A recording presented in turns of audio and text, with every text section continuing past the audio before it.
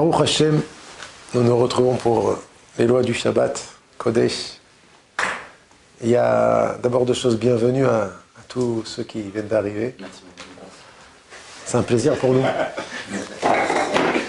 Merci. T'es nouveau, toi. Ah, tu veux que je te dise bienvenue? Bienvenue à Aaron.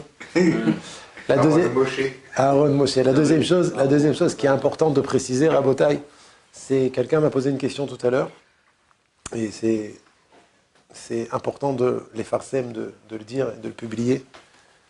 Je disais bienvenue à ceux qui viennent d'arriver.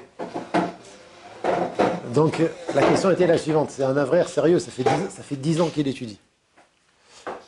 Et il m'a dit voilà, j'ai du temps d'étudier la halakha, j'ai étudié Ilchot Shabbat.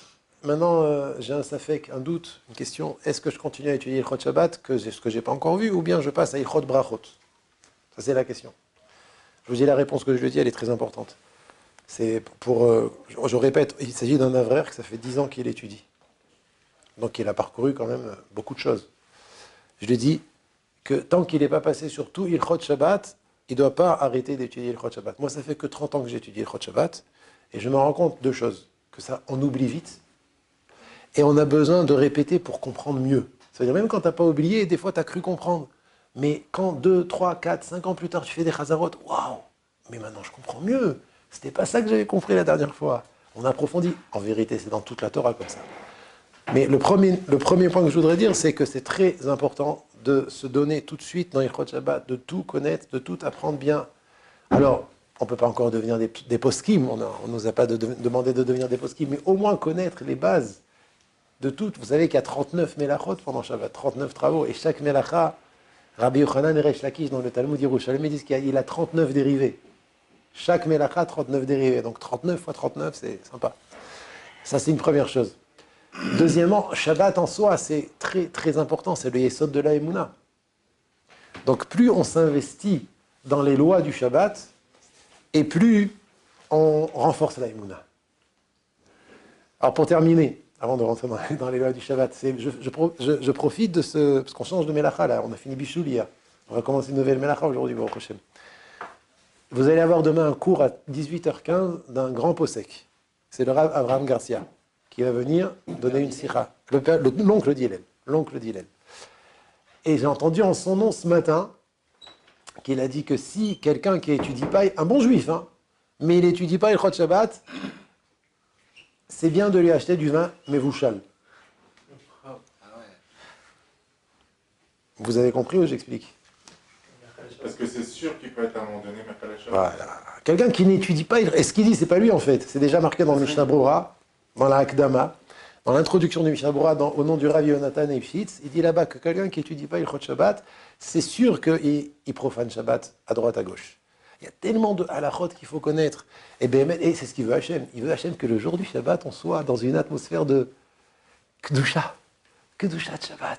Et la base de la Kedusha de Shabbat, c'est observer le Shabbat. Les 39 travaux interdits du Shabbat. Après, il y a le Tochen, le contenu du Shabbat, la proximité avec Hachem. Mais la base, c'est observer les lois du Shabbat.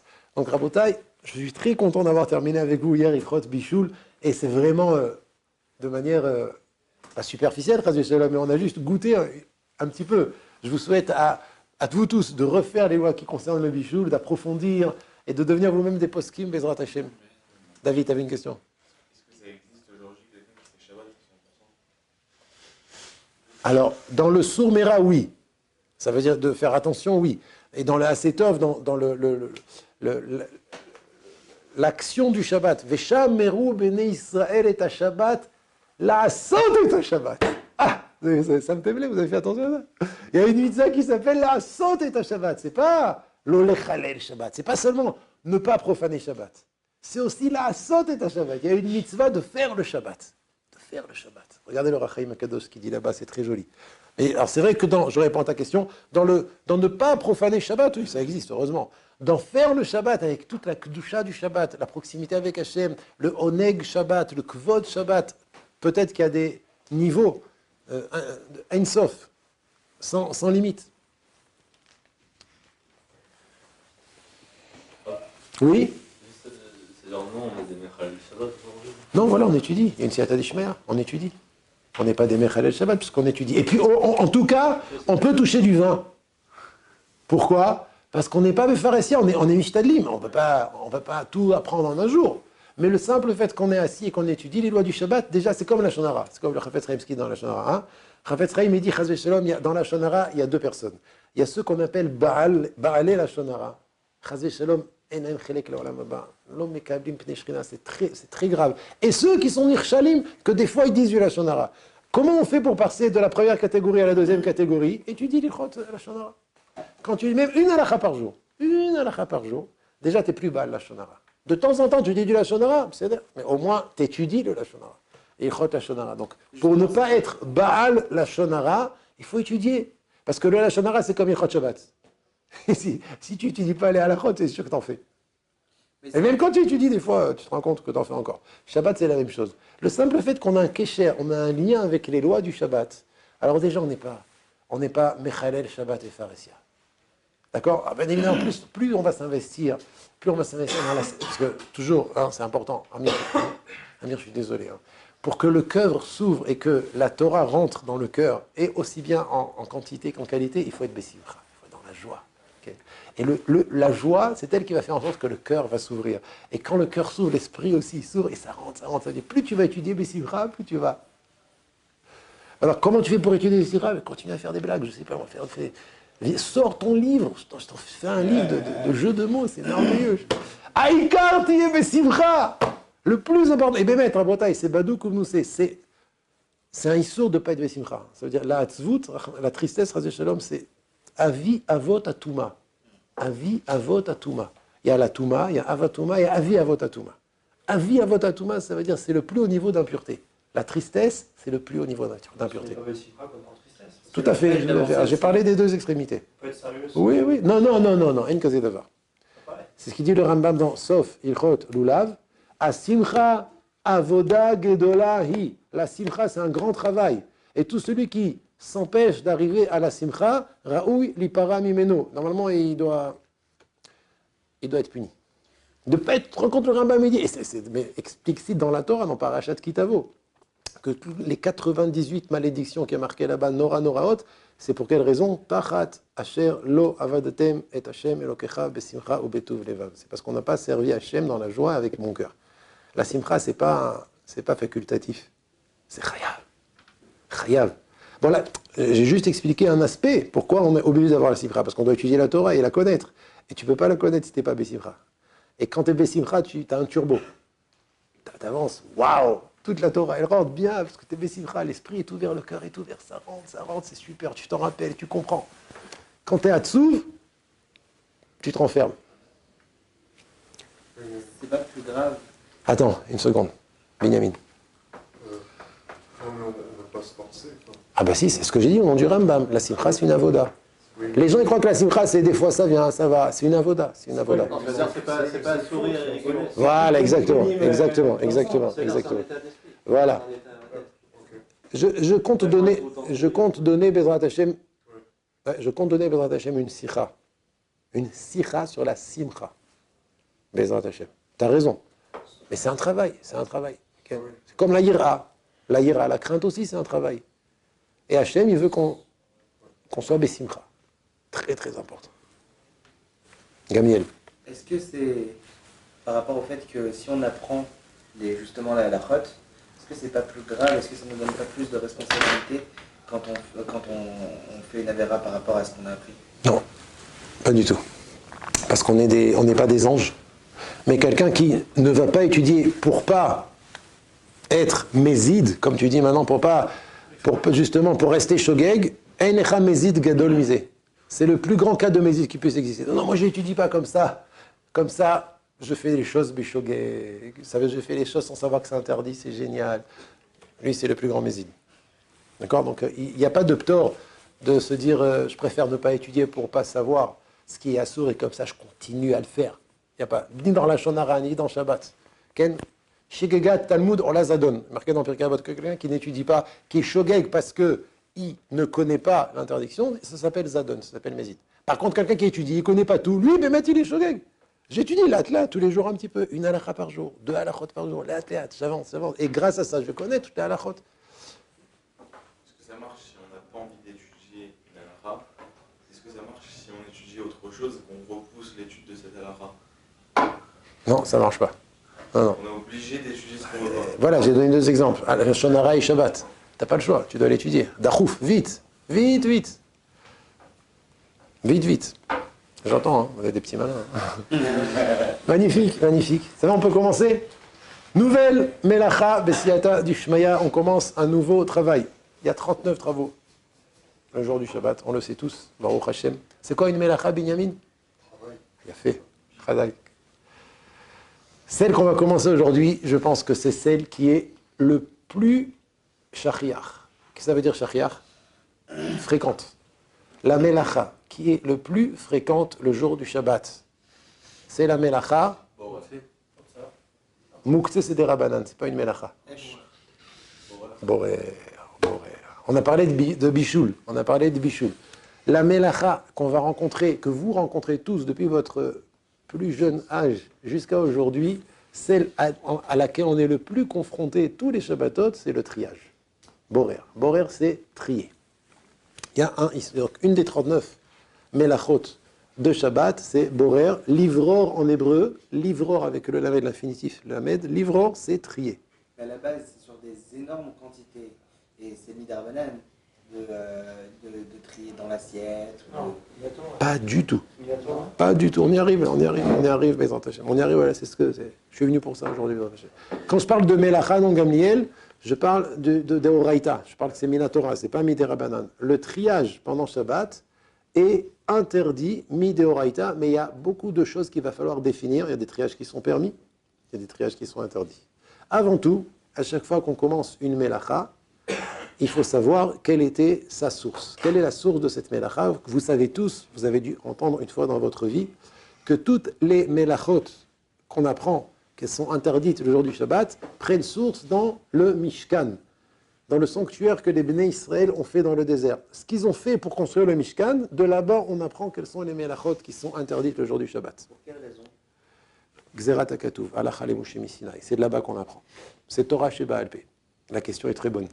La question est très très bonne. Pourquoi la source, pose une excellente question, pourquoi la source de nos Melachot qui sont interdites le jour du Shabbat aujourd'hui prennent, la source elle est dans le Mishkan, la confection, la construction du Mishkan. Quel est le lien entre les deux? Excellente question, beaucoup d'encre a coulé à ce sujet. J'écoute Guidon. C'est parce qu'il n'y a pas écrit dans la Torah, Shabbat, vous ne ferez pas de travail, tout de suite après, il vient toute la Mikdashi Tiraou. Ayet Mikdashi Tiraou. Non, il y a marqué, oui, c'est ce que j'ai dit, Gzerat HaKatuv, c'est d'un passouk. Gzerat HaKatuv, c'est on apprend des psukim, il y a marqué. Gzerat HaKatuv, c'est un rapprochement. C'est le rapprochement des psukim, comment c'est marqué dans Parashat Vayakel? Non, Smichut des psukim, mais c'est quoi les psukim? Après, voilà, juste après la construction du Mishkan, il y a marqué Ach et Shabetotai Tishmoru. Rachid là-bas, il dit, de là on apprend que la melacha, la construction du Mishkan ne repoussera pas Shabbat. Mais bon, d'accord, c'est une question. Pourquoi Béhémet ça a servi? Pourquoi c'est la construction du Mishkan qui nous apprend quels sont les melachot qui sont interdits pendant Shabbat? Eli. J'avais un truc qui disait, comme c'était la construction du Mishkan, c'était comme ils avaient construit l'univers et que du coup, les actions qui ont permis ça, il fallait aussi, comme Hachem s'est reposé le 7e jour, ben nous, quand on a construit le Mishkan aussi, il faut aller arrêter le 7e jour, de faire toutes les actions qui ont permis de construire le Mishkan, parce que le Mishkan, c'est la construction de... Hachem, il a construit le monde, magnifique, il a construit le Mishkan. Magnifique. Qu'est-ce que tu dis? C'est Le Mishkan, c'est un microcosme. Voilà, le Nefesh HaChaim, il dit ça. Le Nefesh HaChaim, il dit que le Mishkan, c'est le modèle de tout l'univers. L'univers, les planètes, le monde, notre monde. Et donc tu rajoutes sur le Nefesh HaChaim, tu dis que de la même manière que Akadosh Baruch Hu, il a créé l'univers et le 7e jour il s'est arrêté, donc nous, on regarde ce qu'ils ont fait pour construire le Mishkan, et c'est de là-bas qu'on apprend qu'il ne faut pas faire ce qui a marqué, ce qu'ils ont fait pour faire le Mishkan, il ne faut pas le faire le jour du Shabbat. Je vous donne un exemple. On pourrait dire, le Shabbat, il faut tout arrêter, mais pousser une armoire de 200 kilos le jour du Shabbat, ils l'ont pas fait pour faire le Mishkan, c'est permis le jour du Shabbat, Ken. C'est vraiment, il faut pas. Nous, on ne peut pas inventer quelles sont les interdictions du Shabbat. on doit regarder ce que la Gemara nous dévoile dans Masechet Shabbat, Eruvin et Betzar, ce que les Chachamim nous ont dit que c'était une Melacha, c'est ça qui est considéré comme Melacha le jour du Shabbat et qui est interdit. Donc aujourd'hui, on commence Melechet Borer. Quel est l'assaut? Où dans le Mishkan, on a vu qu'ils ont trié? Le blé, là, quand ils ont. Mais dis-moi, séparé le- mais c'est un gaon celui-là. Hein. Khazak, t'es un Marseillais. Ouais. Ça va. Alors, dans le il est content, bien.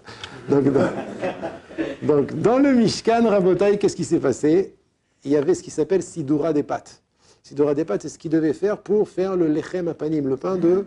Comment on dit lechem apanim? Préposition. Qu'est-ce qu'ils faisaient? Il y avait plusieurs mélachot. Ils ont labouré la terre, on n'a pas le droit de labourer le jour du Shabbat. Ils ont semé, on n'a pas le droit de semer le jour du Shabbat. Ils ont moissonné, on n'a pas le droit de moissonner le jour du Shabbat. J'arrive jusqu'à Borer, ils ont séparé les grains de blé de leurs épis, ça c'est Melechet Disha.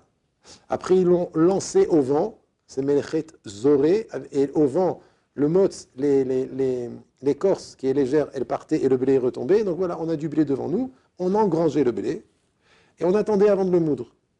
Maintenant, quand il était engrangé, se mélangeait au blé des cailloux et de la terre. Et là, on arrive à Melechet Borer. Avant de moudre le blé, moudre, c'est aussi une des mélachas qui est interdite pendant Shabbat, Tochen. Avant de moudre le blé, qu'est-ce qu'on faisait? On enlevait les cailloux et la terre qui étaient mélangés au blé. Voilà, ça c'est Melechet Borer. C'est de là qu'on apprend qu'il est assourd, interdit de trier le jour du Shabbat.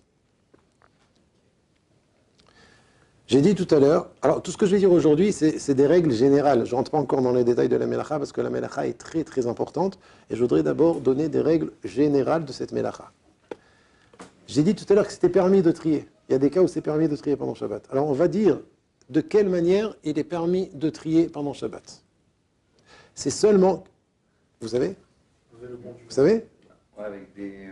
Quand c'est quelque chose qui peut être mangeable. Quand par exemple la peau du poisson, on peut la trier parce que du coup elle est quand même mangeable. Après, il y a quelques trucs comme ça. Très bien, très très. Alors on y arrive. Ça c'est des rechachila déjà. Ça c'est déjà, tu rentres déjà dans les détails. Je suis encore avant ça. Je vais donner, Bezrat Hashem, les règles générales. Pour permettre, parce que justement le cas que tu as donné c'est un cas spécial. Okay, ouais. Pour permettre un triage le jour du Shabbat, il faut 3 conditions sine qua non. S'il manque une de ces 3 conditions, il est interdit de trier pendant Shabbat. C'est quoi ces 3 conditions? Enlever le bon du mauvais. Que ce soit d'Afka, enlever le bon du mauvais et pas le mauvais du bon. Que ce soit Manger direct, après des. avec la main et pas avec un ustensile propre au triage, une passoire ou un dénoyauteur d'olive. Et enfin, que ce soit pour tout de suite.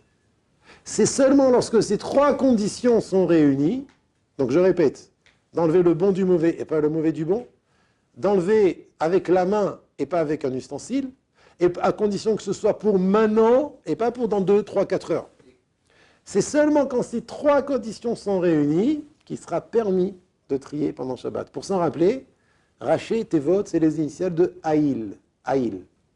Haïl, c'est un bélier. D'accord? Un bélier. Haïl. Il y a un livre entier qui a été écrit sur Melechet Borer, il s'appelle Haïl Mishulash.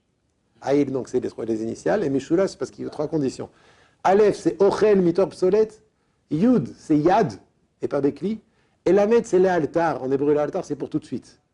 Donc, Haïl. Aleph, Yud et Lamed. Haïl Mishulash, c'est le nom du livre. Donc, si par exemple, il manque une de ces 3 conditions, n'importe laquelle, c'est pas assour, c'est assour minatora d'être borer. D'accord? Donc, à chaque fois que vous avez un cas qui se présente devant vous, réfléchissez d'abord, est-ce que j'ai les 3 conditions réunies, j'aurai le droit d'être borer? Si je n'ai pas les 3 conditions réunies, une fois j'avais parlé avec Adetoranin, avec Binyamin, il y a quelques mois, tu te rappelles? Avec Binyamin et avec Yosef, chez Yechiou. Ah, Ezemetukim. Vous connaissez Binyamin? Il est matok, je promets, c'est quelqu'un de... Matok, c'est doux. Et Yosef Adjej, attends, c'est de la crève. Et il n'est pas de Marseille, lui. Non. Et alors, mais lui, il n'est pas de Marseille. Tu vois que ça existe des gens bien qui ne sont pas de Marseille. La crème, ça revenait sur les deux. Hein. Donc, voilà un cas classique. Eux, ils étaient Toranim le jour du Shabbat, ils devraient préparer la table. Alors, mon ami Yosef, il m'a dit, il se lève très tôt, Yosef. Avant la tfila, j'ai pris le carton où il y avait dedans tout mélangé. Il y avait les couteaux, les fourchettes, les assiettes, les verres, les serviettes, tu te rappelles? Tout mélangé, et je me suis dit, avant la tfila, je vais gagner du temps pour pouvoir manger après la tfila rapidement. J'ai sorti du carton les assiettes, les fourchettes. C'est trié. À Koltov. Et non, parce que c'est pas pour maintenant. Il manque la troisième condition. Il a fait ça avant la tfila pour après la tfila. Il va falloir qu'on définisse qu'est-ce qui s'appelle pour tout de suite, Ken. Il m'a posé la question, c'est permis ou c'est assourd? Il faudrait que c'est assourd. De trier avant la tfila pour après la tfila, même s'il n'y a pas d'obsolète, il n'y a pas de choses que tu veux pas, tu veux tout. Et même si avec la main, il n'a pas passé par une passoire. Mais le simple fait que tu les as triés, tu veux les trier pour dans 3 heures, pour dans 2 heures après la tfila, stop, borer de oraïta. Je répète, c'est seulement quand les 3 conditions sont réunies qu'on aura le droit de trier. Je donne un autre exemple très fréquent, très fréquent. Bezrat Hashem, vous allez vous marier. Je donne dans tous les cours ça. Bezrat Hashem, vous allez vous marier. J'écoute. Pour quelle raison est-ce que ces 3 Excellente question. Non, j'allais le dire.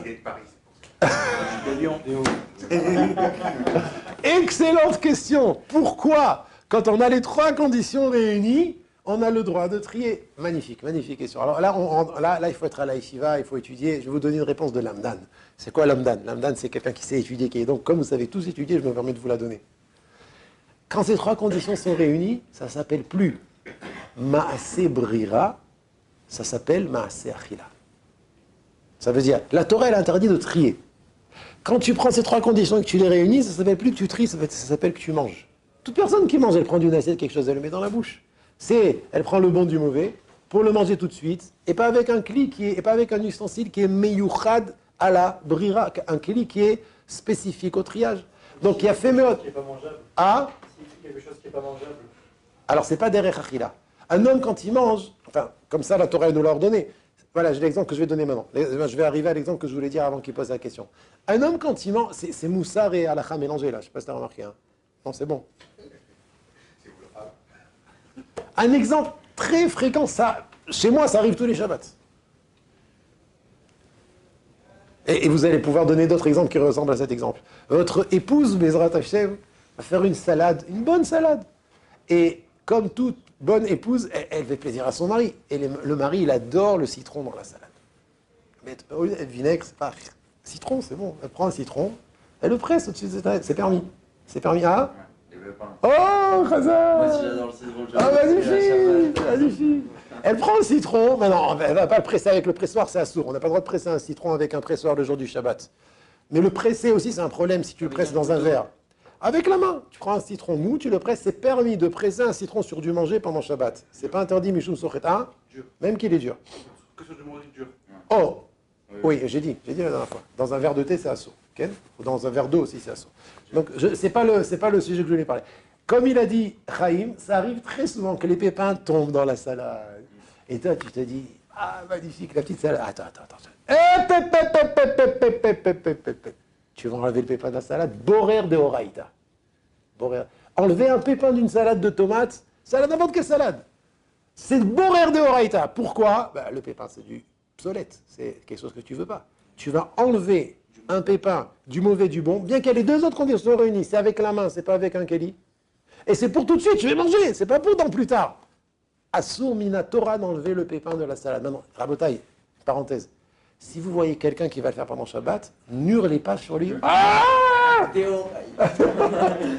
non, surtout maintenant, je ne plaisante plus, je deviens très sérieux, surtout avec vos parents. Il faut faire très attention. C'est une parenthèse dans la parenthèse, mais je suis obligé de la dire parce qu'elle est très importante. Il y a des gens qui vont à la yeshiva, qui étudient la Torah, Baruch Hashem, qui retournent chez eux, et les parents n'ont pas eu le mérite pendant le temps où l'enfant était à la yeshiva, de eux aussi être à la yeshiva. Maintenant, le fils, comme il a passé 2 mois à la yeshiva, c'est le roche, Kol Bnei Agola. Il va revenir avec le chapeau et l'habit du Rav Ovadia Yosef. Embrasse-moi la main, maman, embrasse-moi la main, papa. C'est moi le Gdalador. Très bien. Mais quand ton père, il va enlever le pépin de la salade, tu lui fais « Ah, papa !» Alors là, enlève l'habit, enlève le chapeau, embrasse-lui. Il peut lui dire quand il est isolé, seul, Non, non seulement ça, c'est bien que si son père va être Mechalel Shabbat, non, il peut prendre vite la zone, attends, ça veut dire tout faire, pour pas lui faire honte. tout faire pour pas le vexer, pour pas lui faire honte. Rabotaï, le respect des parents, c'est aussi important que le respect du Shabbat. Faites très très attention quand vous allez rentrer chez vous, Bezrat Hashem, que même si vous voyez, Chaz Shalom, que vos parents dans le shogeg gamour, qu'ils n'ont pas eu le mérite d'aller étudier à la yeshiva, ils vont faire quelque chose qui ne correspond pas à la halakha, il y a une manière de le dire, il y a une manière de le faire. Il ne faut pas Chaz Shalom crier, il ne faut pas Chaz Shalom dire maman, je rentre à la maison, tu fais 2 cuisines, Khalavi, Bassari, et 3 éviers, et 5 baignoires, c'est fini, maintenant je vais me doucher chaque jour dans une baignoire. Non, même dans les halachot, c'est des vrais halachot, il faut faire très attention, respecter les parents. Je ferme la première parenthèse, et je ferme aussi la deuxième parenthèse, je reviens à Ilchot Borer. Autre cas qui est très fréquent, en été, en Israël, Baruch Hashem, on a beaucoup d'amis qui s'appellent les moustiques. Et les moustiques, ils aiment bien la trina, la marmouma. T'es tunisien, non? Marmouma, tu connais? Non, mais il est tunisien avant d'être marseillais. Hein? C'est quoi? T'es d'abord tunisien, d'abord marseillais? Ben oui, regarde, il est content. Et donc, ces petits moustiques, ils tombent dans la marmouma. Ouais, ou dans la mayonnaise pour les Français. Qu'est-ce que vous voulez? Alors là, on a un problème. De prendre le moustique seul, c'est un problème, c'est boréa. Alors, comment on fait maintenant? Je reviens au pépin aussi. Il y a une manière d'enlever le pépin. Comment on fait pour enlever le pépin? Avec beaucoup de... Le Chazonich, il dit qu'il faut faire très attention. Il y en a qui enlèvent juste un petit peu de mayonnaise avec le moustique ou un petit peu de tomates ou de salade avec le pépin. Ça ne suffit pas un petit peu. Il faut prendre une grosse cuillère, Ken. Parce que comme ça, tu prends tout le ochel. Parce que si tu prends qu'un petit peu, on voit que ta kavana, elle est que sur le pépin. D'accord? Le Chazonich, je parle de ça, mais je ne sais pas s'il y en a beaucoup qui sont cholkim sur le Chazonich. Ça va, pas grave, prends une bonne cuillère.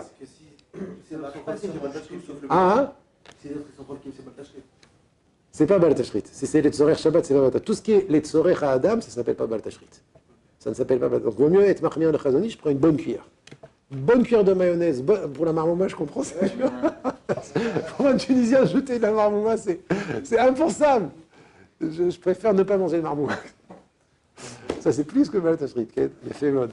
Donc, voilà une manière de le faire, ce que j'ai dit. Deuxième manière, c'est ce qu'il a dit mon ami Gamliel, c'est que ce que tu peux faire, c'est prendre l'assiette, verser la salade dans une autre assiette et laisser le pépin seul. À condition que tu manges le reste tout de suite, toujours. Ce que tu as séparé, le bon du mauvais, que tu le manges tout de suite. Donc voilà. Si la femme, elle le prépare dans la cuisine, elle peut faire cette action-là. Elle peut le faire. D'enlever le bon du mauvais. Oui. Pas d'enlever le pépin. D'enlever le bon du mauvais, de transvaser dans salade. Voilà, exactement. Ou alors, c'est le mieux, je pense, c'est ce qu'il y a de plus facile, c'est de prendre une cuillère de salade avec le pépin. Et tu le jettes à la poubelle. Quand il y a beaucoup de citron, mais de toute manière, c'est un problème. Quand il y a beaucoup de citron, alors même si tu enlèves le bon du mauvais, c'est pas facile. Tu vas prendre le bon du mauvais, tu vas t'amuser à trier.